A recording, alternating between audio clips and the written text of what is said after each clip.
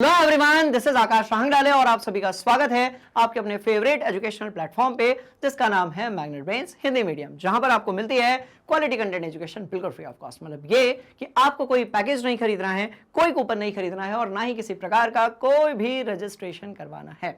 आज हम बात कर रहे हैं कक्षा 10वीं से जीव विज्ञान की, जिसमें हम देखेंगे कि जो हमारा अध्याय क्रमांक 7 है नियंत्रण और समन्वय, उसके हम करने जा रहे हैं एनसीईआरटी सॉल्यूशंस। और ये सारे ही क्वेश्चंस बड़े इंपॉर्टेंट होते हैं, इसलिए बड़े ध्यान से इस पूरी कहानी का मजा लीजिएगा और एक एक सवाल के जवाब को अपने दिमाग के अंदर फिट करने की पूरी कोशिश कीजिएगा।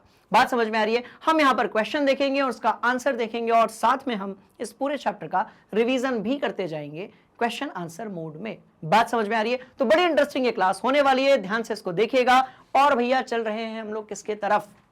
हम चल रहे हैं पहले सवाल की तरफ। और पहला ही जो सवाल है भयंकर वाला तगड़ा क्वेश्चन है कि निम्नलिखित में से कौन सा पादप हार्मोन है। मतलब एक ऐसे हार्मोन की बात हो रही है जो सिर्फ पौधों में पाया जाता है, इंसानों में नहीं पाया जाता है। तो देखो, अब सबसे ऊपर आपको इंसुलिन दिख रहा होगा और ये जो इंसुलिन होता है ये ब्लड के अंदर जो शक्कर, शुगर, शर्करा का जो वैल्यू होती है, मात्रा होती है, उसको क्या करता है? कम करता है। तो भैया ये तो मानव में हो गया। बोलो यस सर, मैंने क्या बोला था? ऐसा नहीं कि बस काम का ऑप्शन देखा और आगे बढ़ गए, करना ही नहीं है। पूरा रिवीजन, क्वेश्चन भी करेंगे, एक आध घंटे में अपन सारे क्वेश्चन निपटा देंगे, रिवीजन निपटा देंगे, बिल्कुल फ्रेशली सारा कॉन्सेप्ट दिमाग के अंदर फिट हो जाएगा। बात समझ में आ रही है? गर्दा उड़ा देंगे। आ जाओ चलो। तो भैया ये होता है जंतुओं में। कुछ इसी तरीके से थायरॉक्सिन जो है ये भी किस में होता है? जंतुओं में होता है। कहां से निकलता है? तो भैया थायराइड ग्लैंड जो होती है, आउटू ग्रंथि जिसे हम कहते हैं, वहां से निकलता है। और कौन बनाता है इसको? तो बनाए कोई भी, बट आयोडीन थायरॉक्सिन के बनने में बड़ी इंपॉर्टेंट जो रोल है उसको प्ले करता है। साथ में हम बात करेंगे एस्ट्रोजन की, ये भी एक प्रकार का जंतु हार्मोन है। बट साइटोकाइनिन जो है ना बाबू, ये आपका कैसा होता है? पादप हार्मोन होता है। और मुझे कमेंट बॉक्स में आप ये बताइएगा कि साइटोकाइनिन जो होता है, राइट, वो पादपों में वृद्धि हार्मोन होता है या वृद्धि रोधी हार्मोन होता है? बात समझ में आ रही है? तो साइटोकाइनिन जो है वो एक प्रकार का क्या है? पादप यानी कि पौधों में पाया जाने वाला हार्मोन है। इंटरेस्टिंग ये कहानी है, ध्यान से इसको आप देखिएगा। और हम कर रहे हैं क्रॉस चेक, सिंपल सी बात। चलो चलेंगे अगले सवाल की तरफ। दो तंत्रिका कोशिका के मध्य खाली स्पेस को क्या कहते हैं? दो तंत्रिका। बात समझ में आ रही है? दो तंत्रिका कोशिका जो होती है तो इसको हम लोग न्यूरॉन भी कहते हैं। दो न्यूरॉन्स के बीच का जो फ्री स्पेस होगा, गैप होगा, उसको हम क्या बोलेंगे? तो बबुआ उसको अपन बोलेंगे सिनेप्स। बात समझ में आ रही है? और जो बाकी चीजें हैं ना, इसको भी अपन बना लेते हैं। बड़े ध्यान से देखिएगा। देखो, मैं दो तंत्रिकाएं बनाने वाला हूं, तगड़ी वाली, एकदम ऐसी तंत्र मंत्र वाली। तंत्र मंत्र तंत्र मंत्र तंत्र मंत्र, ये बना दी अपन ने। क्या?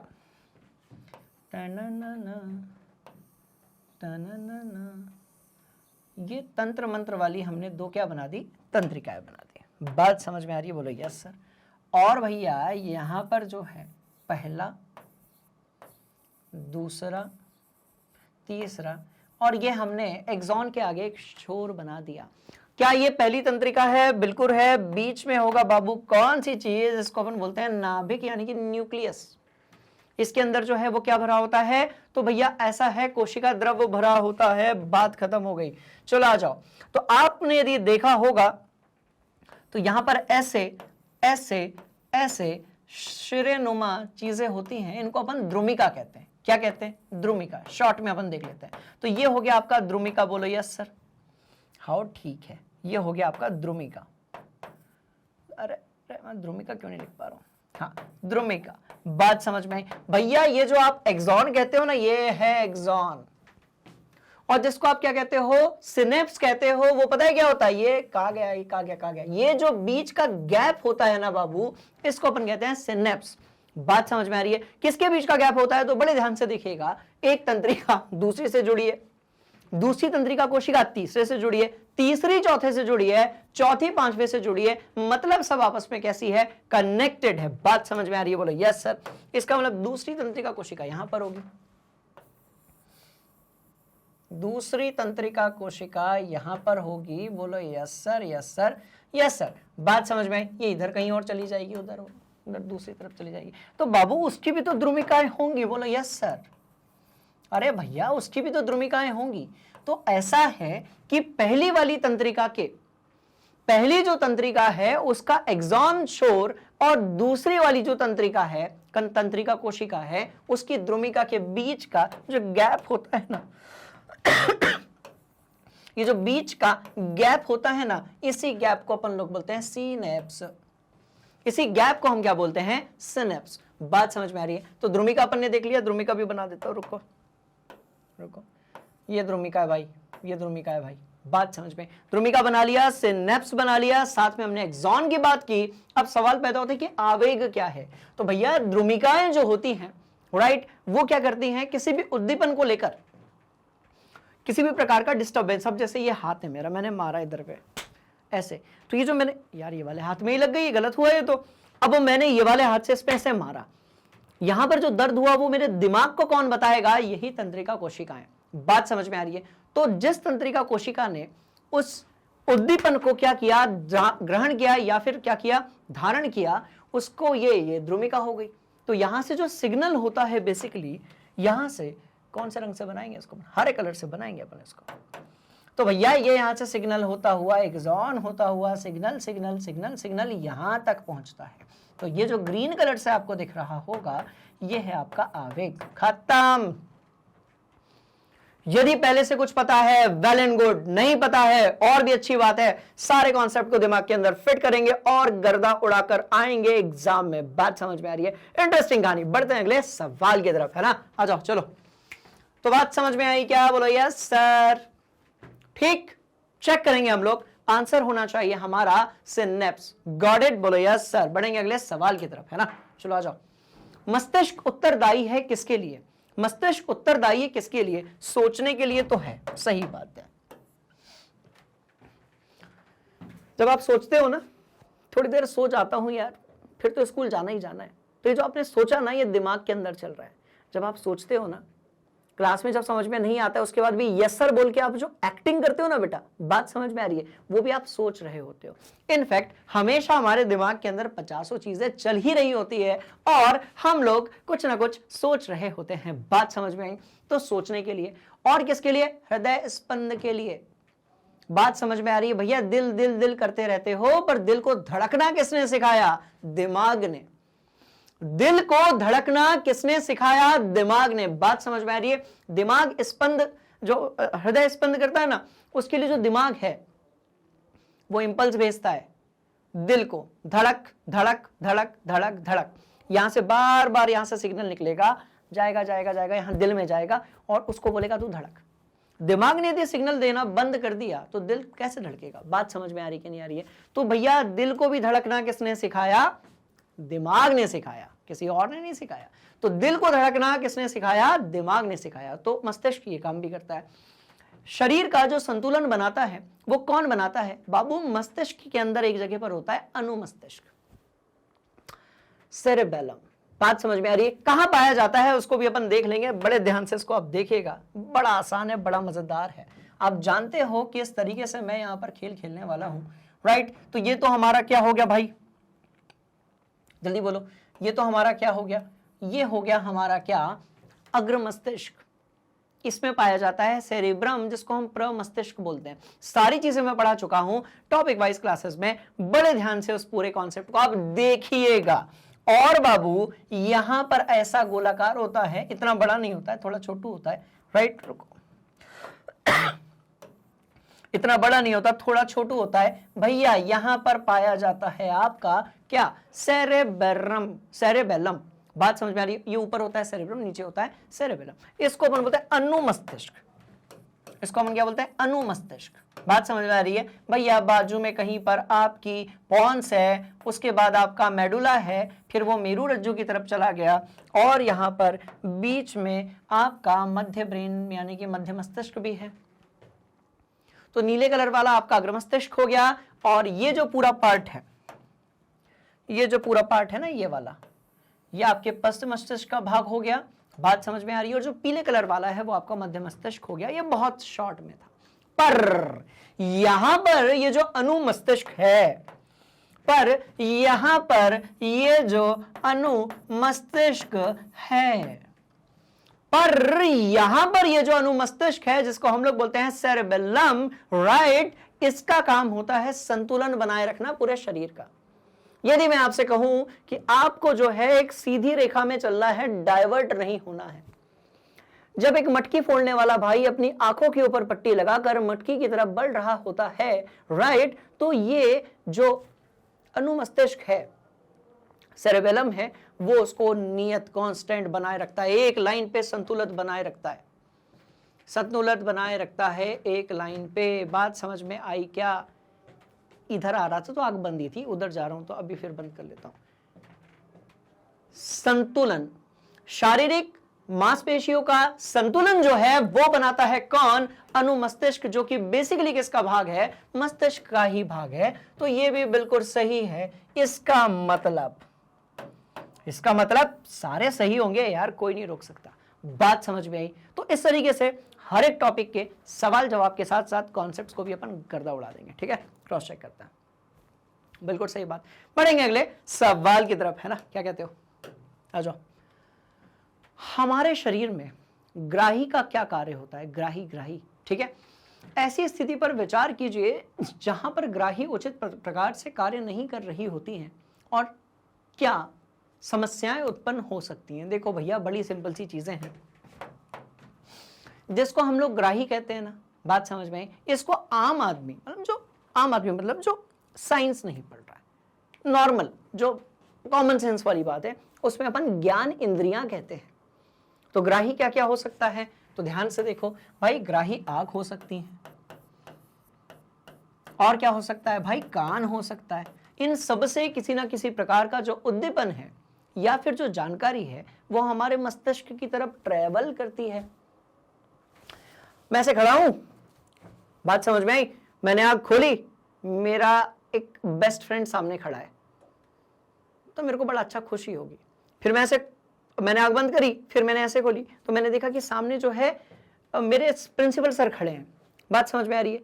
फिर मैंने आंख खोली, फिर मुझे सामने कोई और देखा, फिर मैंने आंख खोली, फिर मुझे सामने कोई और देखा। भैया, हर एक बार मुझे कोई और पर्सन यदि दिख रहा है तो उन सबको लेकर जो संवेदनाएं हैं वो भी कैसी होगी? अलग अलग होगी। और वो कौन भेजेगा दिमाग तक? तो भैया आंख भेजेगी। बोलो यस।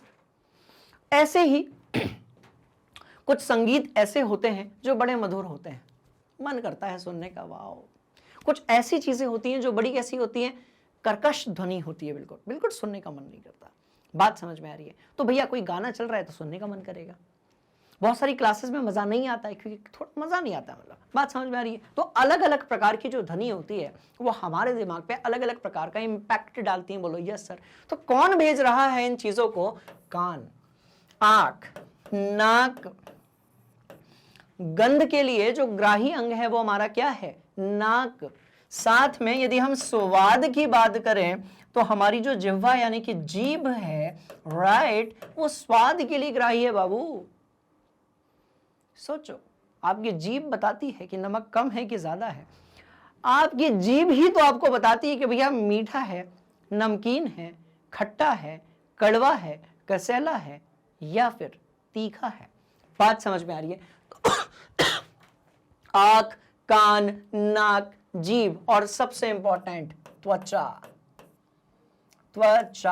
राइट। ये कुछ एक ऐसी चीजें होती हैं जिनको हम कह सकते हैं कि ये ग्राही अंग होते हैं। इनका काम क्या होता है? बाहरी जो उद्दीपन है उसको ग्रहण करना। बाहरी जो भी चीजें वातावरण में हो रही है उसको क्या करना भैया? ग्रहण करना। और इसलिए हम इनको बोलते हैं ग्राही। बात समझ में आ गई? तो ग्राही क्या करते हैं? ध्यान से देखिएगा, ये ऐसी कोशिकाएं हैं यानी कि न्यूरॉन है, तंत्रिका कोशिकाओं को कहते हैं, जो इनके अंदर पाई जाती है। त्वचा दिख रही है? बोलो यस सर। अपन इसको जूम करेंगे, क्या मिलेगा अपने को? बहुत सारी चीजें मिलेंगी। ऊतक मिलेगा, उसके अंदर कोशिकाएं मिलेंगी, उसके अंदर बहुत सारी तंत्रिका कोशिकाएं होंगी। अब यदि मैंने यहां पर जो है लगा दिया, अब क्या हुआ भैया? यहां की जितनी भी हमारी क्या थी तंत्रिका कोशिकाएं थी, उन्होंने क्या किया? ये जो यार निशान बन गया यार, चलो कोई बात नहीं। तो अपन ने यहां पर ऐसे लगा दिया। बात समझ में आई? तो जितनी भी आपकी कोशिकाएं थी, तंत्रिका कोशिकाएं थी, राइट, उन्होंने क्या किया, जानकारी एकत्र की कि भैया ये वाले हाथ पे सुटारा हो रहा है, कुटाई हो रही है, पिटाई हो रही है, इसको दिमाग को बता दो जल्दी से। बात समझ में आई? तो त्वचा के अंदर की ग्राही कोशिकाओं ने उस जानकारी को एकत्र किया और किसके पास भेज दिया, खुपड़िया के पास। बात समझ में आ रही है? बड़ी इंटरेस्टिंग कहानी है। तो ग्राही वो कोशिकाएं होती हैं जो संवेदना को, समझ रहे हो, जो संवेदना को ग्रहण करती है। ग्रहियों का कार्य होता है पर्यावरण में होने वाली परिवर्तनों की सूचना को ग्रहण करना तथा उन सूचनाओं के विश्लेषण हेतु, प्रतिक्रिया हेतु मस्तिष्क को भेजना। कैसे? बहुत लाल हो गया तो मतलब, ठीक है। यहां से सूचना कहां पहुंची, खोपड़ी में। दिमाग को, फिर दिमाग को समझ में आ गई कि भैया ये नुकसान हो रहा है बॉडी के साथ में, तो हाथ हटा लो। बात समझ में आ रही? अरे ऐसा होता तो है, आजकल पिटाई थोड़ी कम होती है, एक समय पर खूब पिटाई होती थी प्रसाद के रूप में। तो आपने देखा होगा कई बार आपको ऐसे मार रहे होते हैं गुरुजी, आप हाथ पीछे खींच लेते हो। ये सब क्या है? ये सब भी तो अपन पढ़ रहे हैं। तो भैया ये जो चैप्टर है ये किताबों में कम एग्जिस्ट करता है और दैनिक जीवन में ज्यादा एग्जिस्ट करता है। बात समझ में आई क्या? बोलो यस सर। ठीक है जी, चलो पहला पार्ट लिखो इसका। अब दूसरी बात, यदि ग्राही उचित प्रकार से काम नहीं कर रही है तो क्या समस्या होगी? मान लेते हैं कि आपकी जीभ ने स्वाद को चखना बंद कर दिया। मान लेते हैं कि आपकी जीभ ने स्वाद को बताना ही बंद कर दिया। तीखा है, मीठा है, कड़वा है, कोई फर्क नहीं पड़ रहा। अरे भाई तीखा मीठा ये सब पता रहता है अपने को, तब तो उस खाने वाली चीज की मात्रा अपन कम ज्यादा करते हैं। कोई चीज बहुत तीखी है तो आपको पता है कि वो आपके पाचन के लिए जो है खतरनाक है। बात समझ में आ रही है कि नहीं आ रही है? बोलो यस सर। बहुत तीखी है, बहुत तेल वाली है, तो आपके पाचन के लिए वो चीज खतरनाक है, पेट में जलन हो सकती है। बात समझ में आई? अब जीभ जब तक बता रही है तब तक बता रही है। अब जीभ ने यदि काम ही नहीं किया ठीक तरीके से, जीभ बता ही नहीं रही कि ये बहुत तीखा है, मत खा भाई इसको, सुरसुर आएगा, दूसरे दिन दिक्कत जाएगी फिर। बात समझ में आई? तो जीभ जब बताएगी नहीं तो अपन तो ठूसे जाएंगे यार, तीखा, अपने को क्या पता चल रहा है कि तीखा है कि मीठा है। पेट में जाने के बाद तो उसका हमें नेगेटिव इंपैक्ट, प्रभाव दिखेगा कि नहीं दिखेगा? बात समझ में आई? सो बड़ी इंटरेस्टिंग ये कहानी है कि यदि कोई भी ग्राही अंग यदि सही तरीके से काम नहीं कर रहा है तो इसका हमारी बॉडी पर बहुत ही नेगेटिव प्रभाव पड़ता है। बात समझ में आ गई? ऐसी कई चीजें हो सकती हैं। पता है कैसे? सुनो ध्यान से।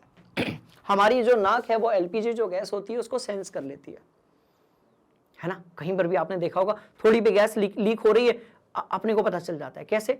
अरे भैया नाक ने सूंघा, दिमाग को सिग्नल दिया कि भाई यहां पर एलपीजी सिलेंडर से गैस लीक हो रही है, या तो बंद कर दो या तो निकल जाओ। अब सोच कर देखो, यदि हमारी ग्राही अंग, ग्राही कोशिकाओं ने सूंघा ही नहीं अच्छे से तो दिमाग को कैसे पता चलेगा बाबू कि एलपीजी गैस भरी हुई है? रंग तो होता नहीं है उसका। बात समझ में आई? तो ऐसे सिचुएशन में क्या होगा कि वो फिर अपने लिए नुकसानदायक है। मतलब ये कि इन सब का जो यहां पर लिखे हुए थे काम करना बहुत ही जरूरी है। ठीक है जी, आ जाओ चलो। तो यहां पर कवि वही लिखना चाहते हैं कि यदि ग्राही उचित प्रकार से कार्य ना करे तो हमारा शरीर उद्दीपन के प्रति अनुक्रिया नहीं कर पाएगा, इससे शरीर को बहुत हानि पहुंच सकती है। इसलिए अपनी जो ज्ञानेंद्रियां हैं उसको हमेशा स्वस्थ रखें आप। राइट, चलो। और यहां तक कि मृत्यु भी हो सकती है, यहां तक कि मृत्यु भी हो सकती है। आप सोचो, आपको दर्द ही नहीं हो रहा, किसी ने हाथ काट दिया, दर्द ही नहीं हो रहा क्योंकि ग्राही अंग काम ही नहीं कर रहे, हाथ कटा है, दर्द हो ही नहीं रहा है। भाई पूरा ब्लड बह जाएगा। जब ब्लड रहेगा ही नहीं बॉडी के अंदर, राइट, तो शरीर की प्रत्येक कोशिकाओं में ब्लड ऑक्सीजन लेकर कैसे जाएगा? और ऑक्सीजन ही नहीं जाएगी तो फिर वो जीवित कोशिकाएं रहेंगी नहीं, तो शरीर धीरे धीरे। बात समझ में आ रही है? बड़ी इंटरेस्टिंग ये कहानी है, तो ध्यान से देखिएगा। मृत्यु भी हो सकती है। तो इस प्रकार से ये समझ लो कि इस पर तो अपन पूरा निबंध लिख सकते हैं, उदाहरण एक आध होगा तो निपटा देंगे हम। उदाहरण के लिए, यदि हमारी आंख ग्राही देखने की संवेदना ग्रहण ना करे तो हम ये सुंदर संसार, बोरिंग किताबें, रील्स, वीडियोस, जितने भी चीजें हैं वो देख ही नहीं पाएंगे तथा अपने आप को कैसा अनुभव करेंगे? अपाहिज जैसा अनुभव करेंगे। बात समझ में आ रही? तगड़ा सवाल था, भयंकर सवाल था। बढ़ेंगे अगले सवाल की तरफ। एक मिनट बेटा, इसको नोट कर लिया? ठीक, चलो आओ। एक तंत्रिका कोशिका न्यूरॉन की संरचना बनाइए तथा इसके कार्यों का वर्णन कीजिए। संरचना थोड़ी देर पहले बनाया था, अब पहले से डायग्राम है बाबू, दोबारा नहीं बनाएंगे, ठीक है। चलो भैया, इस पूरे को अपन कहते हैं तंत्रिका कोशिका यानी कि न्यूरॉन। और हमारे शरीर के अंदर अरबों, खरबों के भी खरबों के करोड़ों इतने सारे न्यूरॉन्स यानी कि तंत्रिका कोशिकाएं जो है वो पाई जाती हैं। क्या क्या होता है ध्यान से देखिएगा भैया। केंद्रक तो जानते हो नाभिक। कोशिका काय क्या है? कोशिका काय वो द्रव है या द्रव्य भी कह सकते हो, जो किसके अंदर भरा हुआ है? इस कोशिका के अंदर। इसको अपन डेंड्राइट यानी कि द्रुमिका कहते हैं। इसका काम होता है संवेदनाओं को खींचना। बात समझ में आ रही है? ये रिसीवर होती हैं, संवेदनाओं को खींचती हैं और किसके पास भेजती हैं? तो ये आपको जो दिख रहा होगा ना यहां तक का, इसको अपन तंत्रिकाक्ष बोलते हैं। एक ऐसा अक्ष जिस पर तंत्रिका ट्रेवल कर रही है, एक ऐसा अक्ष जिस पर तंत्रिका ट्रेवल कर रही है। बात समझ में आई? बोलो यस सर। ये बहुत छोटे भी हो सकते हैं और बहुत बड़े भी हो सकते हैं। ये तंत्रिका का अंतिम सिरा है जिसको हम लोग क्या बोलते हैं? एक्सॉन सिरा या तंत्रिकाक्ष सिरा बोल सकते हैं। और ये यहां पर ऐसे कनेक्टेड हो गया। चलो, तो भैया यहां से सूचना आती है, कहां से? द्रुमिका से। ये यहां से सूचना आएगी आएगी आएगी आएगी आएगी आएगी, गई गई गई गई गई गई, आगे गई आगे गई आगे गई, और यहां सूचना चली गई। अब आपका सवाल होगा सर सूचना किधर? बात समझ में आई? तो भैया एक और तंत्रिका कोशिका उधर होगी, उसकी द्रुमिका इस सूचना को ग्रहण करेगी। दोनों के बीच का जो गैप होगा उसको हम लोग सिनेप्स बोलेंगे। बात समझ में आ रही है? बड़ी कनेक्टेड ये कहानी है। चलो ठीक है, तो देख लेते हैं। तंत्रिका कोशिकाएं बहुत छोटी भी हो सकती हैं, बहुत बड़ी भी हो सकती हैं। एक तंत्रिका कोशिका तो इतनी बड़ी होती है जो हमारे ये रीढ़ की हड्डी के नीचे से शुरू होती है और पैर तक जाती है। बात समझ में आई? चलो आ जाओ। यह विशेष रूप से लंबी होती है। इसमें जीव द्रव्य से घिरा हुआ केंद्रक होता है। बिल्कुल सही है। जीव द्रव्य से डेंड्राइट्स नामक अनेक छोटी छोटी शाखाएं निकली होती हैं जिनका काम होता है उद्दीपन को, राइट, या सूचनाओं को ग्रहण करना। इन शाखाओं में से एक शाखा अधिक लंबी होती है, उसको अपन क्या बोलते हैं? देख लेते हैं। इसे एक्सॉन कहा जाता है। तो बेसिकली जितनी शाखाएं थी उसमें से एक सबसे लंबी है और उसी को अपन तंत्रिकाक्ष यानी कि एक्सॉन कहते हैं। सिंपल सी कहानी है। यह संदेशों को कोशिका से दूर ले जाता है। कोई भी तंत्रिका कोशिका सीधी दूसरी तंत्रिका कोशिका से जुड़ी हुई नहीं होती है, क्योंकि भैया दोनों के बीच में सिनेप्स होता है, आपका एक खाली भाग होता है। बात समझ में आ रही? बहुत बढ़िया। चलो बढ़ेंगे आगे। इनके बीच कुछ ना कुछ रिक्त स्थान होता है जिसमें बहुत ही समीप का संवहन होता है, बिल्कुल चिपके चिपके होते हैं। इन्हें हम अंतःग्रथन कहते हैं, इन्हें हम अंतग्रथन कहते हैं यानी कि सिनेप्स कहते हैं। यदि हमारे पैर में दर्द है तो इसकी सूचना पैर में स्थित संवेदी तंत्रिका कोशिका के डेंड्रॉइड ग्रहण करेंगे। सीधी बात, डेंड्रॉइड जो है वो सूचनाएं ग्रहण करेंगे और एक्सॉन से होते हुए वो सूचना तंत्रिकाक्ष के शोर पर जाएगी, सिरे पर जाएगी और फिर वो दूसरी वाली तंत्रिका कोशिका के डेंड्रॉइड को सौंप दी जाएगी सिनेप्स में, जो रासायनिक आयन होते हैं उनके कारण। सिंपल सी बात। बढ़ेंगे आगे, आ जाओ। तंत्रिका कोशिका उसे विद्युत संकेत में बदल देती है। यह विद्युत संकेत तंत्रिकाक्ष के द्वारा प्रवाहित होता है। बिल्कुल सही है। अंत ग्रथन में होता हुआ यह मस्तिष्क तक पहुंचता है। सीधी बात। यहां पर अभी पिटाई हुई थी, यहां से वो बहुत सारी, ये समझ लो कि भैया ये जो सिग्नल है ना, यहां से तार हैं, अपने अपने शरीर के अंदर बहुत सारे तार बने हुए हैं। उन्हीं को हम लोग तंत्रिकाएं बोलते हैं और उससे निर्मित जो तंत्र होता है, राइट, उसको हम तंत्रिका तंत्र बोलते हैं। और उस तंत्रिका तंत्र को कंट्रोल करती है हमारी मेरुरज्जु और मुख्य रूप से कंट्रोल करता है हमारा मस्तिष्क। तो इतनी सिंपल सी है कहानी है। चलो देख लो। और मस्तिष्क संदेश का ग्रहण कर उस पर क्या करता है बाबू? अनुक्रिया करता है। प्रेरक तंत्रिका इस अनुक्रिया को पैर की पेशियों तक पहुंचाती है और पैर की पेशियां उचित अनुक्रिया करती हैं। सीधी सी बात, अपन ने इधर पे मारा, दिमाग को पता चल गया कि गड़बड़ हो रहा है, उसने हाथ हटवा दिया। तो ये जो पूरा खेल हुआ यही है क्या? नियंत्रण और समन्वय। नियंत्रण किस पर किया गया? अंगों पर किया गया। और आपस में जो तालमेल बैठा उसी को हमने क्या बोला? समन्वय। बात समझ में आ रही है? बढ़ेंगे अगले कॉन्सेप्ट की तरफ। चलो, कॉन्सेप्ट कहता है कि थोड़ा और डीप में पढ़ लो। चलो ठीक है, पढ़ लेते हैं भाई। तंत्रिका कोशिका न्यूरॉन 3 प्रकार की हो सकती है। संवेदी, जो संवेदन को ग्रहण करेगी, प्रेरक और बहुध्रुवी, है ना। शरीर के विभिन्न भागों से यह संवेदनाओं को मस्तिष्क की तरफ ले जाती है। इसका काम जस्ट उल्टा होता है। और बहुध्रुवी कैसी होती है, यह संवेदनाओं को मस्तिष्क की तरफ और मस्तिष्क से पेशियों की तरफ ले जाने का कार्य करती है, दोनों तरफ, वर्सेटाइल। ठीक है, नोट कर लो, चलो पक्का, ठीक, बढ़ेंगे आगे। पादप में प्रकाशानुवर्तन किस प्रकार से होता है, इस पर अपने को प्रकाश डालना है। ऐसा तगड़ा पढ़े ना अपन लोगों ने इस टॉपिक के बारे में, एक एक चीज इसको अपन डिटेल में पढ़ेंगे। पहले तो आपको जो आता है आप कमेंट बॉक्स में लिख दीजिए, और जो यहां पर लिखा हुआ है एक बार इस पर भी नजर फेर लीजिए, फिर अपन डिस्कस करते हैं कि भैया क्या है कहानी, राइट। नोट कर लो। तो इस क्वेश्चन में कवि सीधे सीधे कहना चाहते हैं कि जो पौधे होते हैं उनका जो तना होता है, जो पत्तियां होती हैं, वो भैया प्रकाश की तरफ क्यों मुड़ जाती हैं, उनको रोशनी से इतना ज्यादा प्यार क्यों है। बात समझ में आ रही है, समझते हैं इस कहानी को, बड़े ध्यान से देखिएगा। क्या आपने ऑक्सीजन के बारे में सुना है? सुना है, बोलो यस सर, बिल्कुल सुना है ना। ऑक्सीजन एक प्रकार का क्या है, तो भैया पादप हार्मोन। क्या है, यह है एक प्रकार का पादप हार्मोन। अब खेल क्या है, बड़े ध्यान से देखिएगा। मैंने यहां पर लगाया एक गमला, और इस गमले में हमने जो है लगा दिया एक पौधा। बात समझ में आई, बोलो यस सर, ठीक है जी। तो यहां पर अपन ने लगा दिया एक पौधा, है ना। और जैसा कि मैं थोड़ी देर पहले ही कर चुका हूं कि आज जो है ड्राइंग पे कोई भी फोकस नहीं करेगा, आज अपन कॉन्सेप्ट पे ज्यादा ध्यान देंगे। बात समझ में आ रही है, बोलो यस सर, ठीक। तो यहां पर मैंने लगा दिया एक पौधा। अब ये जो पौधा है इसमें है बहुत सारी नन्ही मुन्नी प्रकाश संश्लेषण करने वाली पत्तियां, इसमें है बहुत सारी क्यूट क्यूट सी पत्तियां। बात समझ में आ रही है। अब ये पौधा जो है ये इस पूरे रूम में रखा हुआ है, ऐसे बहुत बड़ा पौधा बन गया यार, कोई बात नहीं। ये इस पूरे रूम में रखा हुआ है इस प्रकार से। कैक्टस का पौधा बना दिया, वो भी पत्तियों के साथ में, कोई बात नहीं, इट्स ओके फाइन, अपन वो भी देख लेंगे, ठीक है। चलो, तो ये पौधा है, इसमें बहुत सारी क्या है, यहाँ पर पत्तियां हैं। अब आप जानते हो कि पौधे को जो है अपनी जिंदगी की गाड़ी आगे बढ़ाने के लिए, पौधे को अपनी जिंदगी की गाड़ी आगे बढ़ाने के लिए प्रकाश संश्लेषण की जरूरत है, क्योंकि उसी के माध्यम से वो अपना जो भोजन है उसको तैयार करते हैं, राइट। तो अब क्या है कि मान लेते हैं कि यहाँ पर एक खिड़की है, बोलो यस सर।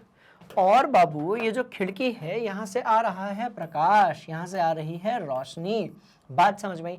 तो होता क्या है, बड़े ध्यान से देखिएगा। अब यहां पर ऑक्सीजन एक्टिवेट होता है, ऑक्सीजन यहां पर अपना खेल दिखाना शुरू करता है। तो पत्तियों को जितना ज्यादा प्रकाश मिलेगा, राइट, उतने जल्दी वो प्रकाश संश्लेषण करेंगी और उतना ज्यादा वो अपने अंदर भोजन का निर्माण करेंगी।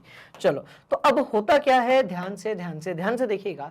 जो पत्तियां होती हैं वो इसकी तरफ क्यों खींची चली जाती हैं, उसको बड़े ध्यान से देखना। देखो, पौधे का वो भाग जहां पर प्रकाश कम आ रहा है, पौधे का वो भाग जहां पर प्रकाश या रोशनी कम आ रही है, वहां पर ऑक्सीजन जमा हो जाता है।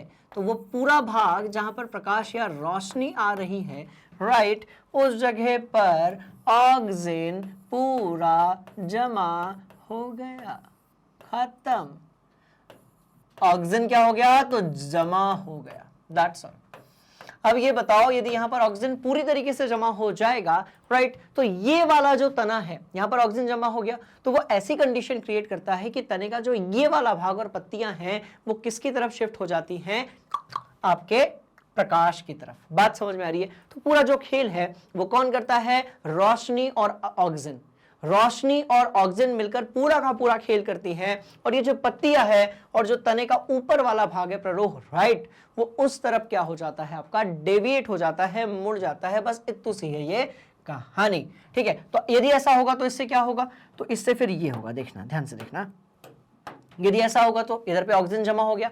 ऑक्सीजन हमेशा छाए वाली जगह में जमा होता है और अपने ऊपर वाले भाग को प्रकाश की तरफ मोड़ देता है। बात समझ आ रही। तो ऑक्सीजन के जमा होने से क्या हुआ, तो बड़े ध्यान से देखिएगा, राइट। ऑक्सीजन के जमा होने से ये वाला जो भाग था, हाउ, ठीक है, ये वाला जो भाग था ये ऐसा करके अब ये प्रकाश की तरफ मुड़ जाएगा, दैट्स ऑल। ये प्रकाश की तरफ क्या हो जाएगा, मुड़ जाएगा। बात समझ में आ रही है, बोलो यस सर। तो पूरा खेल कौन लगता है, ऑक्सीजन। सवाल पैदा होता है कि हम इसको एग्जाम में कैसे लिखेंगे। तो सिंपल सी कहानी है, ध्यान से देखिए।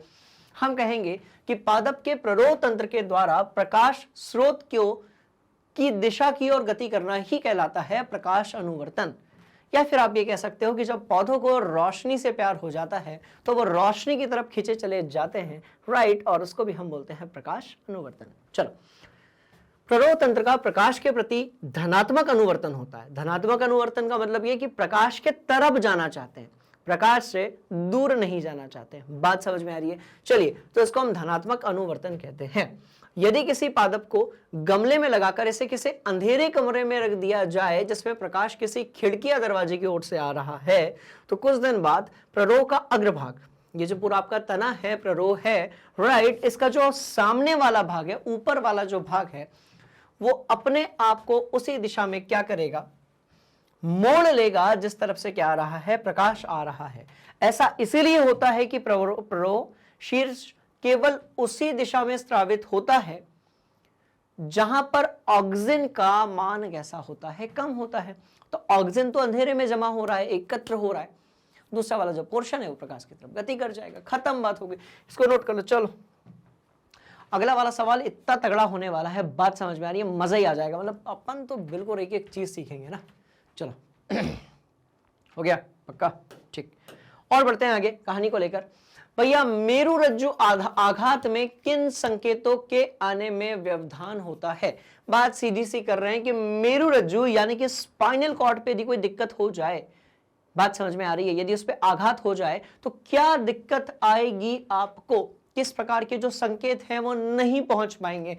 बाबू, बड़ी सिंपल सी ये कहानी है, इसको आप ध्यान से देखिएगा। मैं आपके सामने शानदार एक चित्र जो है वो प्रस्तुत करना चाहूंगा, जिसको देखकर आपको लगेगा कि सर जो है रहने ही देते हैं अपन, है ना। बड़े ध्यान से देखिएगा, मैं यहां पर मुंडी भी बना रहा हूं, ठीक है।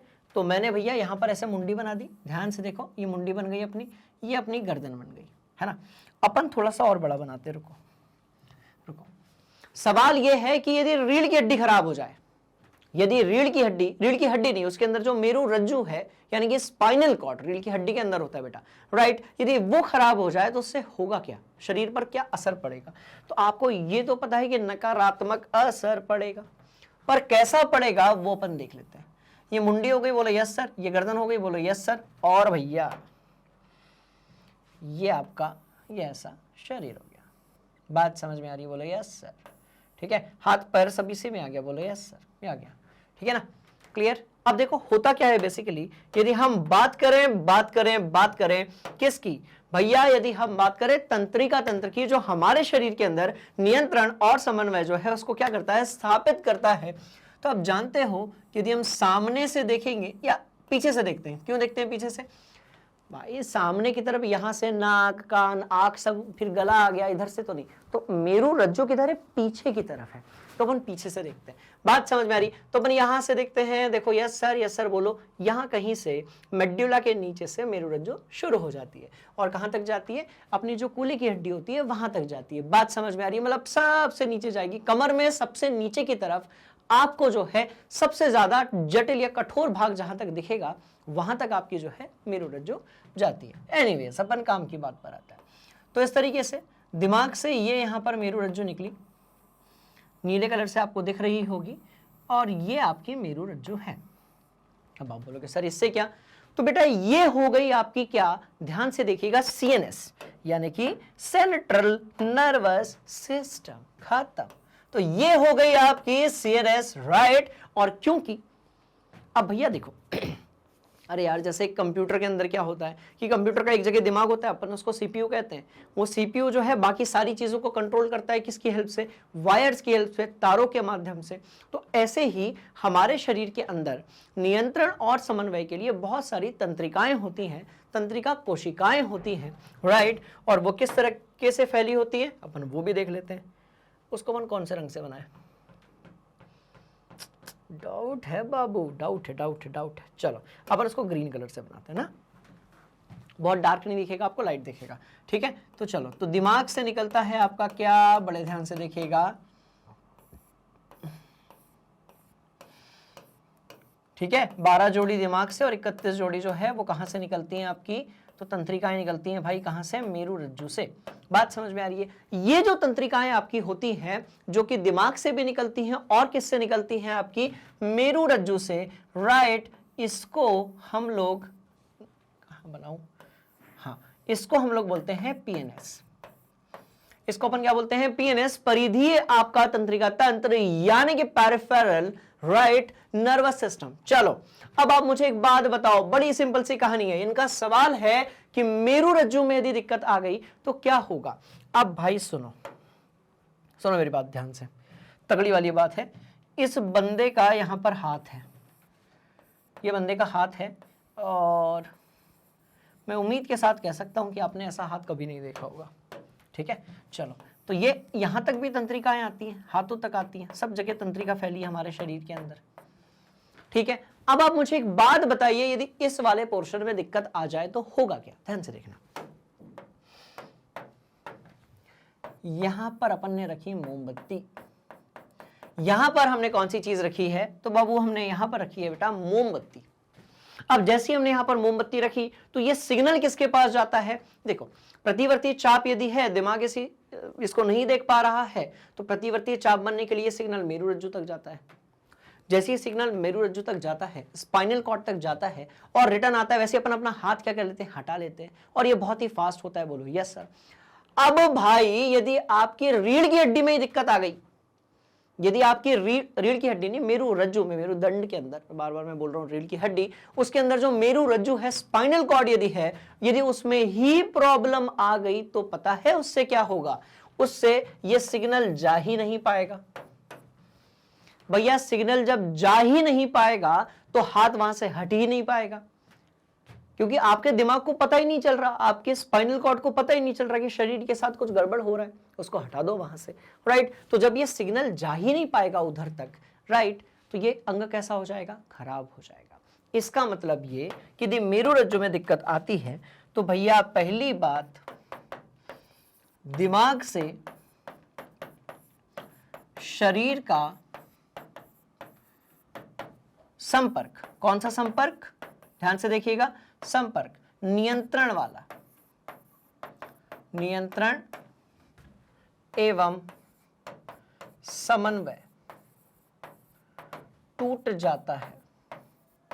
मतलब ये कि अब जो पूरा शरीर है वो दिमाग के कंट्रोल में नहीं रहता है। दिमाग तो सब कुछ देख रहा है, आंखें इधर देख रही हैं, ये हाथ ऐसे चल रहा है, ये पैर ऐसे चल रहा है, मैं अब आप बोलोगे सर आप डांस कर रहे हो, बात समझ में आ रही है, मतलब कुछ भी हो सकता है। दिमाग सोचो, दिमाग का बॉडी के ऊपर जो कंट्रोल होगा वो कैसा हो जाएगा, आपका कम हो जाएगा। बात समझ में आ रही है, बड़ी इंटरेस्टिंग कहानी है। तो मेरुरज्जु जो है वो कनेक्ट करती है पूरे शरीर को, मेरुरज्जु कनेक्ट करती है पूरे शरीर को, किसके साथ में, दिमाग के साथ में। तो सबसे पहले तो भैया दिमाग से शरीर का जो नियंत्रण और समन्वय वाला संपर्क है वो कट जाएगा, और उसके बाद मृत्यु भी हो सकती है। क्यों नहीं होगी भाई, पता ही नहीं चल रहा शरीर में कहां सही हो रहा है कहां गलत हो रहा है। बात समझ में आई। इसीलिए तंत्रिका तंत्र को जो ऑपरेट करता है वो है हमारा दिमाग, और उसका साथ देती है मेरुरज्जु। तो यदि ये कनेक्शन ही कट गया या मेरुरज्जु में यदि यहां कोई दिक्कत आई, ठीक है, तो ये कैसे दिमाग तक बात पहुंच पाएगी। जब दिमाग तक बात ही नहीं पहुंच पाएगी तो शरीर के अंदर नियंत्रण और समन्वय जो है वो हो ही नहीं पाएगा। बात समझ में आ रही है, बड़ी इंटरेस्टिंग कहानी। अब लिखेंगे कैसे, देखो, मेरुरज्जु आघात में प्रतिवर्ती क्रियाएं और अनैक्षिक क्रियाएं, ध्यान से देखिएगा, प्रतिवर्ती क्रियाएं और अनैक्षिक क्रियाएं जो होती हैं उनके लिए आने वाले जो संकेत होते हैं उसमें व्यवधान होता है। संकेत जो होते हैं वो शरीर के अंग से दिमाग यानी कि मस्तिष्क तक पहुंच ही नहीं पाते हैं और उधर पे ही खेला हो जाता है। पर्यावरण की कोई भी सूचना आगत या निर्गत, मतलब आने वाली सूचना या पर्यावरण में जाने वाली सूचना, राइट, ये मस्तिष्क में पहुंच ही नहीं पाती, और पहुंचेगी भी तो बड़ी उल्टी सीधी पहुंचेगी। बात समझ में आ रही है। इट इज जस्ट लाइक कि आपका जो सीपीयू होता है कंप्यूटर का, उस जो जिस वायर से वो बाकी दूसरी चीजों से जुड़ा हुआ है, वो वायर को अपने से मोड़ दिया।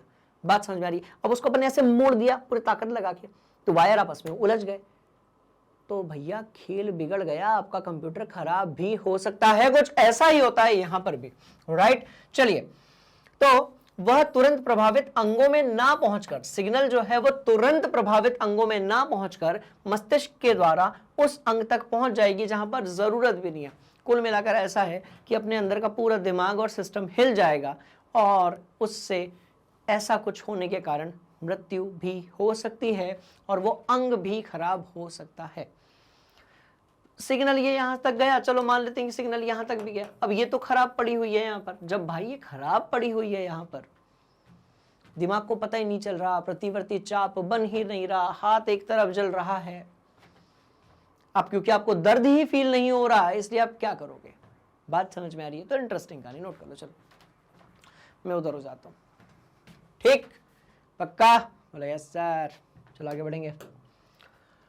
अगला सवाल कहता है भैया पादपों में रासायनिक समन्वय किस प्रकार से होता है? सीधे सीधे बात यहां पर हार्मोनों की हो रही है। कुछ ऐसे हार्मोन होते हैं राइट, जो कि वृद्धि करवाते हैं पादप के अंदर, पर वहीं के वहीं कुछ ऐसे हार्मोन्स भी होते हैं जो पादप की जो अननेसेसरी वृद्धि होती है, अननेसेसरी जो ग्रोथ होती है, उसको कंट्रोल भी करते हैं। बात समझ में आ रही है? अब एक बात बताओ, कोई एक हार्मोन है, अपन मान लेते हैं कि अपने पास जो है जिब्रेलिन है, ठीक है? अब इसके कारण हम मान लेते हैं कि पादप में वृद्धि होती है।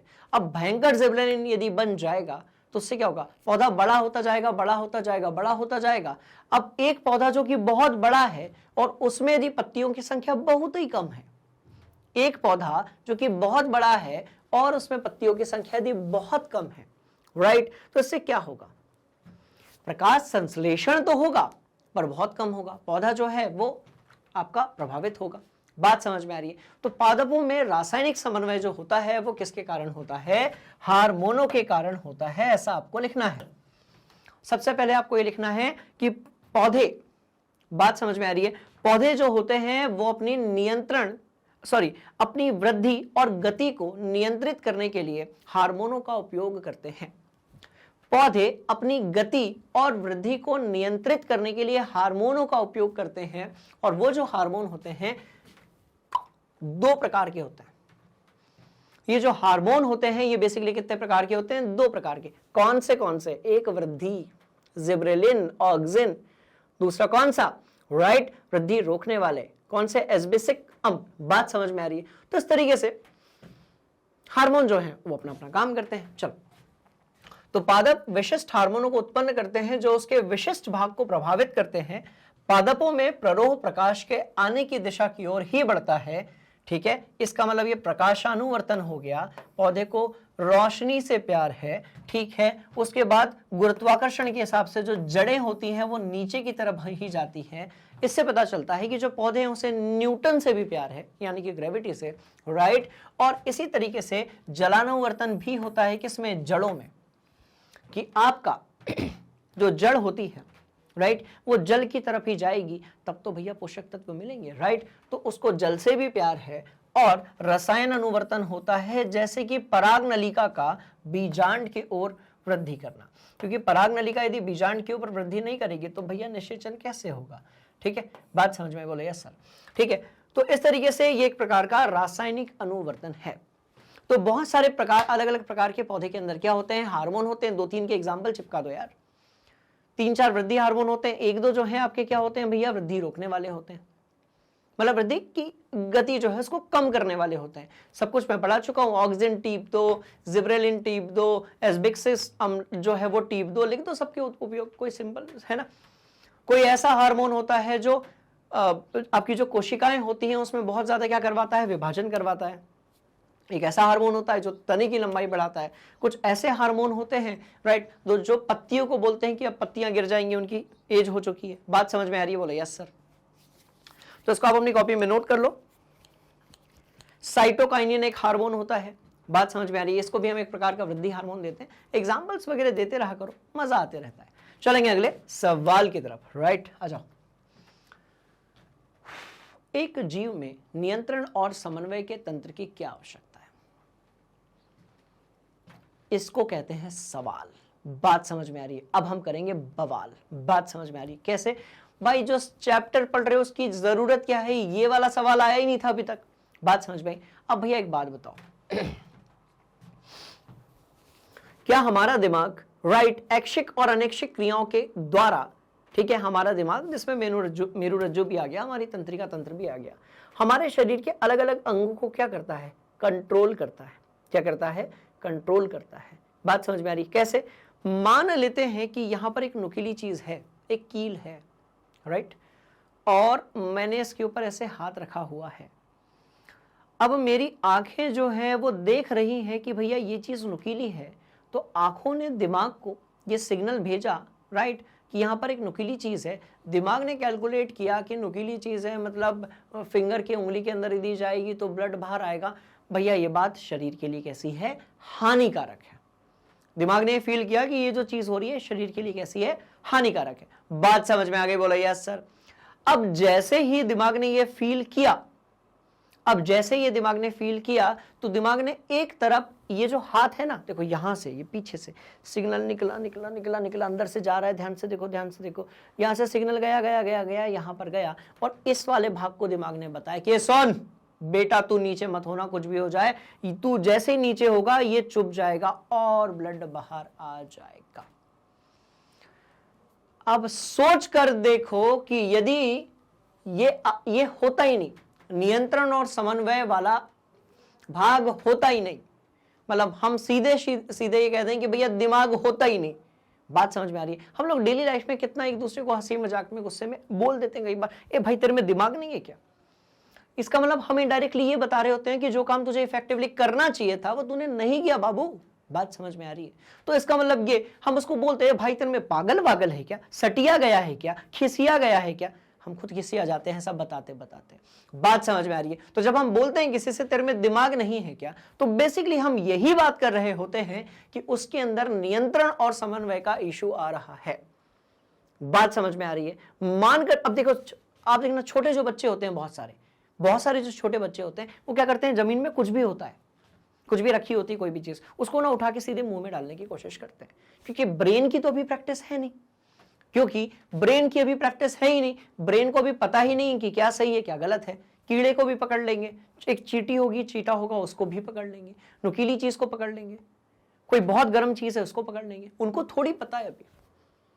एक टाइम बाद जब वो उस चीज को बार बार देखते रहते हैं, तो हमारा जो दिमाग होता है उसके अंदर ये जानकारी एकत्र हो जाती है कि भैया ऐसी दिखने वाली चीज हानिकारक है और इस तरीके से दिखने वाली जो चीज है वो हमारे लिए कैसी है, लाभदायक है। बात समझ में आ रही है? तो बिना नियंत्रण और समन्वय के, ये समझ लो, अपन इस पर बहुत लंबे चौड़े ऐसे लिख सकते हैं, पर हमें कौन से पॉइंट्स ध्यान में रखने हैं वो देखो। नियंत्रण और समन्वय तंत्र जो होता है वो हमारे शरीर की प्रत्येक, मतलब मैं कह रहा हूं हमारे शरीर के अंदर अरबों टाइप की ये प्रोसेस चल रही है, उस सबको क्या करता है, कंट्रोल करता है। साथ में ये जो नियंत्रण और समन्वय तंत्र होता है ये हमारे अंगों की गति और वृद्धि को भी कंट्रोल करता है। आपने देखा होगा किसी को हाथी पांव हो जाता है, तो क्यों होता है? क्योंकि कुछ गलत तरीके से, राइट, सेल का डिवीजन होता है, अलग प्रकार के हार्मोनों का जो है स्त्रवण होता है, इसके कारण हाथी पांव हो जाता है। तो कोई भी यदि शरीर के अंदर क्या आ रही है, दिक्कत यदि आ रही है, अंदरूनी दिक्कत आ रही है, मतलब कोई एक्सीडेंट यदि नहीं हुआ है, तो मतलब ये कि नियंत्रण और समन्वय तंत्र जो है उसमें क्या है, कुछ ना कुछ दिक्कत तो है। बात समझ में? तो यह शरीर की सभी प्रतिवर्ती क्रियाओं को नियंत्रित करता है। कौन? नियंत्रण और समन्वय तंत्र। बिना नियंत्रण और समन्वय तंत्र के, बात समझ में आ रही है, हम सिर्फ एक जिंदा दिखने वाली लाश बनकर रह जाएंगे, इससे ज्यादा कुछ भी नहीं। मतलब नियंत्रण और समन्वय ही मुझे जो है मेरे खोपड़िया का ये जो ऊपर वाला भाग है, सेरिब्रम जिसे हम कहते हैं, प्रमस्तिष्क जिसे हम कहते हैं, जो कि फोर ब्रेन यानी कि अग्र मस्तिष्क का सबसे महत्वपूर्ण एक भाग है। बात समझ में आ रही है? यही मुझे बता रहा है कि मुझे आपसे क्या बात करनी है और कौन से शब्दों का चयन करना है। बात समझ में आई? तो सोचो दिमाग यदि नहीं होता तो मैं कैसे बोलता, कुछ भी बोल देता भाई मैं, कुछ भी। बात समझ में आ रही कि नहीं आ रही है? इंटरेस्टिंग कहानी। तो दिमाग हमें बताता है किन चीजों क्या बोलना है, दिमाग हमें बताता है किसी देखकर चीज को क्या कंट्रोल करना है। तो हमारे पूरे शरीर का जो नियंत्रण और समन्वय है वो कौन करता है? दिमाग करता है। बात समझ में आ रही है? बड़ी इंटरेस्टिंग ये कहानी है। तो एक पॉइंट तो ये वाला हो गया। अब हम चलते हैं दूसरे पॉइंट की तरफ।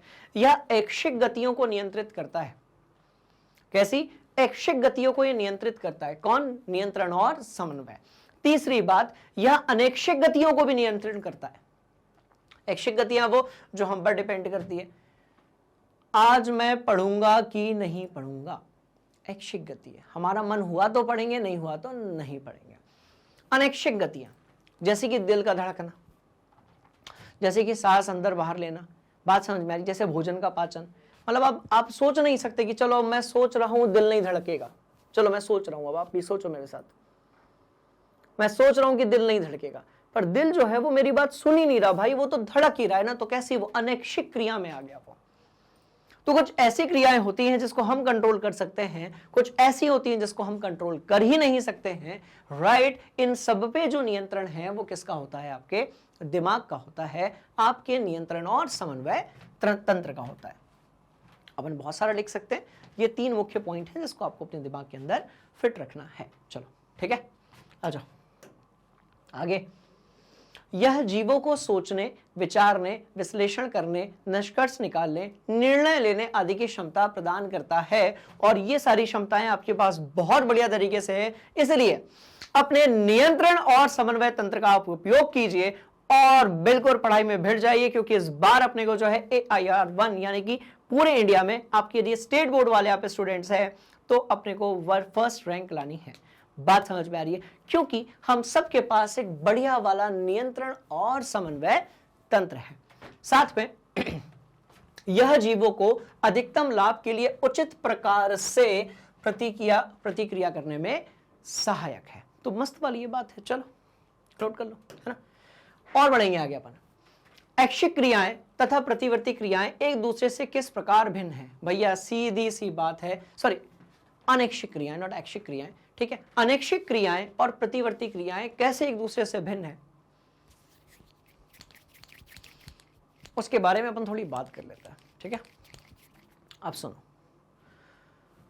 कुछ ऐसी क्रियाएं होती हैं जो हम अपने इच्छा अनुसार सोच विचार के बात कर ही नहीं सकते, जैसे दिल का धड़कना। आप बोलोगे कि मेरे को नहीं धड़कवाना है अपना दिल, 1 मिनट के लिए मैं अपने दिल पे कंट्रोल करना चाहता हूं, ठीक है, तो दिल धड़केगा। किसके लिए? किसी इंसान के लिए नहीं भैया, शारीरिक जैव प्रक्रमों के पूरा होने के लिए। बात समझ में आ रही है? पर अनैच्छिक क्रिया ये हो गई। प्रतिवर्ती क्रिया होती है, अचानक होती है। अनैच्छिक क्रियाएं निरंतर हमारे शरीर के अंदर चल रही होती हैं, जिन पर हमारा कंट्रोल नहीं होता है, जिन पर हमारा कंट्रोल नहीं होता है। पर प्रतिवर्ती क्रियाएं जो होती हैं बाबू, वो कैसी होती हैं? अचानक से कुछ हुआ, अचानक से अपन ने किसी गर्म चीज को टच कर लिया, अचानक से अपन ने कोई नुकीली चीज को टच कर लिया, अचानक से अपने को पता चला कि पीठ में मच्छर बैठा है, अपन ने ऐसे हाथ करके मार दिया बिना देखे उसको। मतलब ऐसी क्रियाएं, राइट, जो कि अचानक से होती हैं और उसको तुरंत हमारा जो शरीर है उसके लिए क्या करता है? रिस्पॉन्ड करता है, अनुक्रिया करता है। ऐसी चीजों को हम प्रतिवर्ती क्रियाएं बोलते हैं। ये बहुत फास्ट होती हैं, वो फास्ट स्लो कुछ भी हो सकती हैं। इसको कंट्रोल कौन करता है? मेरुरज्जु।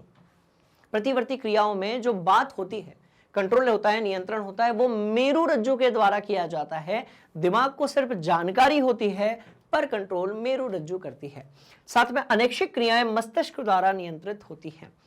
अनैच्छिक क्रियाएं जो हैं वो मस्तिष्क द्वारा नियंत्रित होती हैं। और आप मुझे बताइएगा, पॉन्स, मेडुला, छोटा दिमाग यानी कि आपका सेरेबेलम, जिसको हम अनुमस्तिष्क भी कहते हैं, इनमें से कौन है या कौन नहीं है जो अनैच्छिक क्रियाओं को क्या करता है? नियंत्रित करता है। ये आप मुझे बताएंगे कहां पर?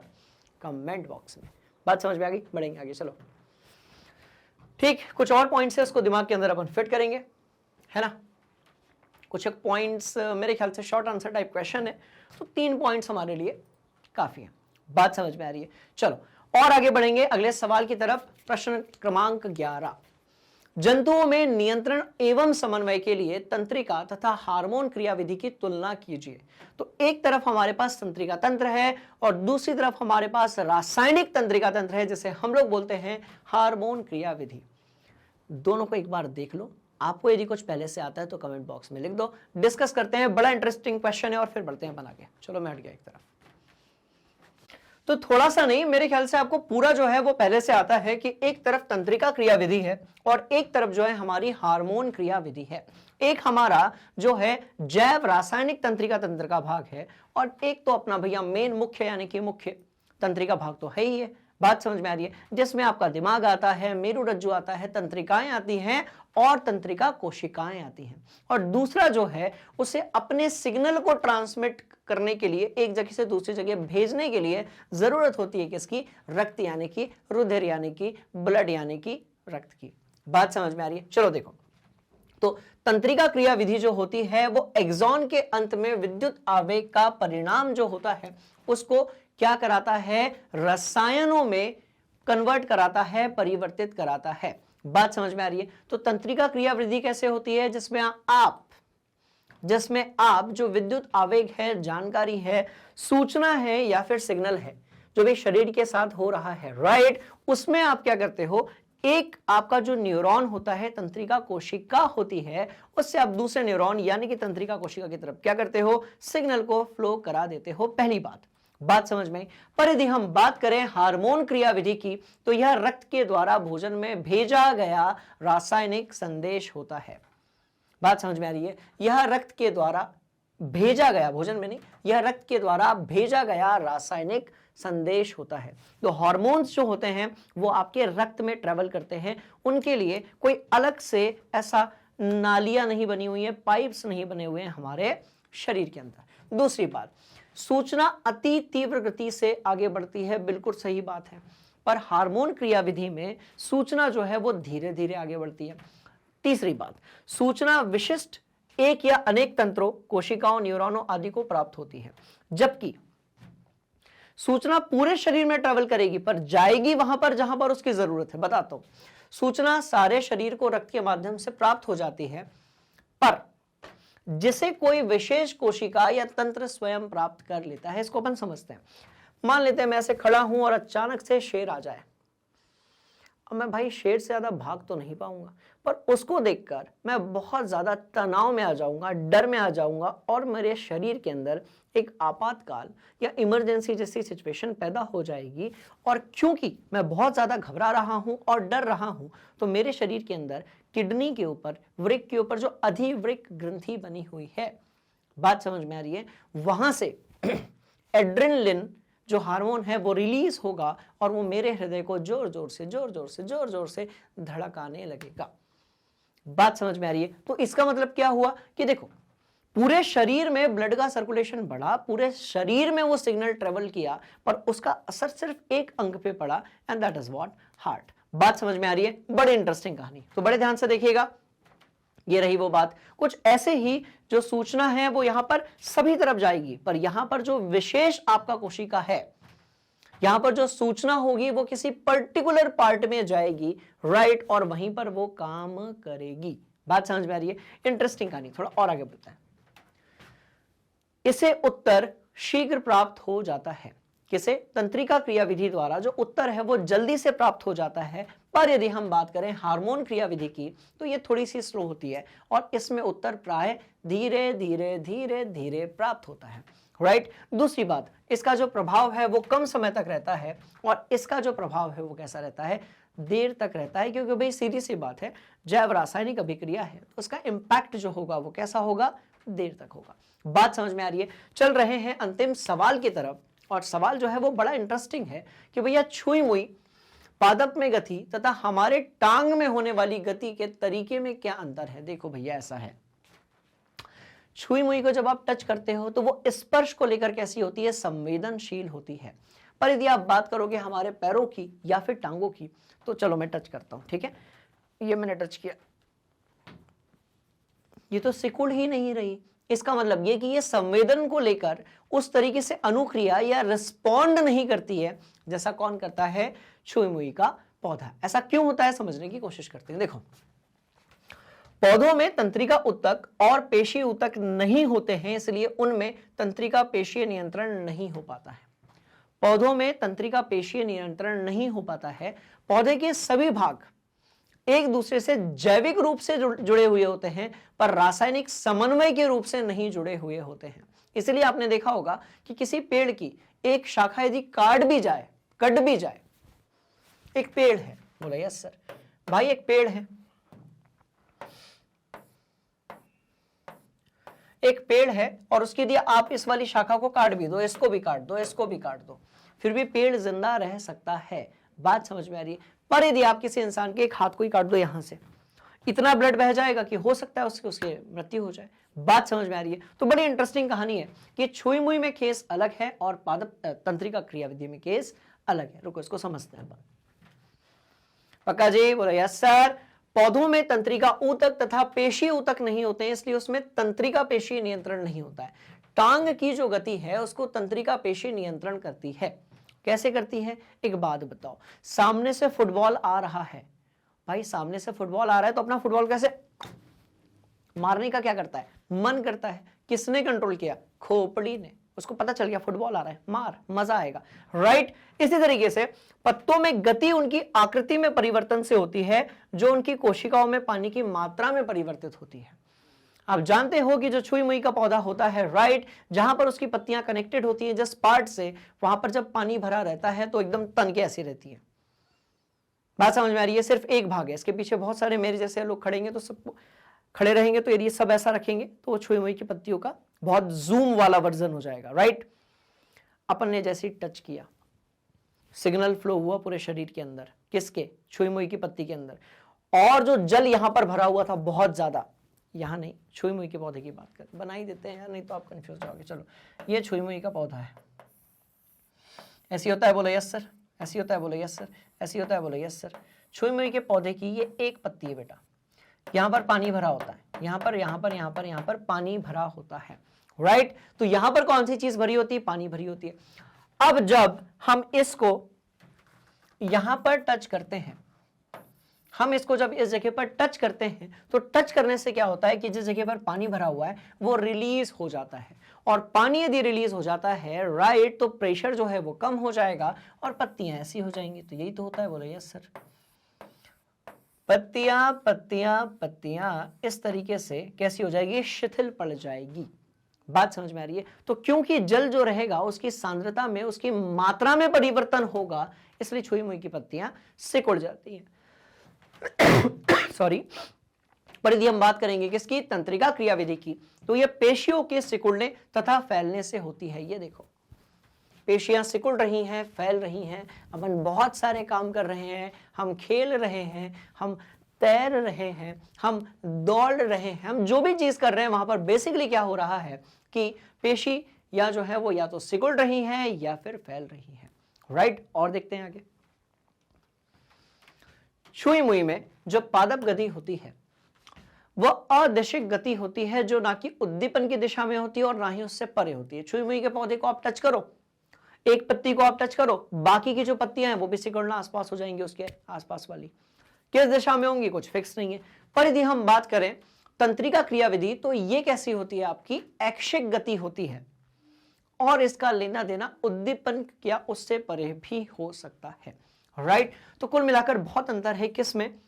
छुई मुई पादप में गति और आपकी जो तंत्रिका क्रियाविधि है उसमें। बात समझ में आ रही है? बड़ी इंटरेस्टिंग ये कहानी है। इस तरीके से हमने सारे सवाल लगा लिए हैं। इसके बाद हम चलेंगे इसी चैप्टर के इंपॉर्टेंट क्वेश्चंस और अगले चैप्टर के जो टॉपिक वाइज क्वेश्चंस हैं, वीडियोस हैं, लेक्चर्स हैं, उनकी तरफ।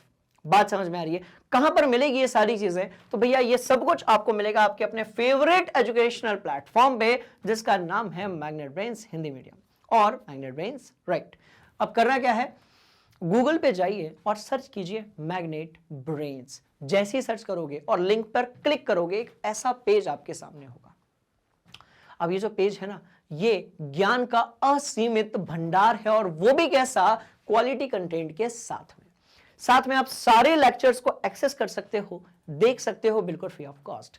साथ में नीचे डिस्क्रिप्शन में एक लिंक गिवन है, वहां से आप बुक्स और ई बुक्स जो है उसको भी एक्सेस कर सकते हो, प्राप्त कर सकते हो, राइट। और ये सब कुछ आपको मिलता है सीबीएसई इंग्लिश मीडियम, कहां से? नर्सरी से 12वीं तक, NTSC, olympiad, CUET English, CBSE Hindi medium 7वीं से 12वीं तक, यूपी बोर्ड, बिहार बोर्ड, सब कुछ। बात समझ में आ रही है? बड़े इंटरेस्टिंग स्टूडेंट्स ये कहानी है, खूब बढ़िया तरीके से पढ़िए। और आज की क्लास में यदि कोई डाउट होगा प्लीज कमेंट बॉक्स में जाइए और अपना डाउट वहां पर आप पुट कर दीजिए। मिलते हैं अगली क्लास में, तब तक के लिए आप मैग्नेट ब्रेन्स हिंदी मीडियम को लाइक कीजिएगा, शेयर कीजिएगा और सब्सक्राइब कीजिएगा। Thank you so much. जय हिंद।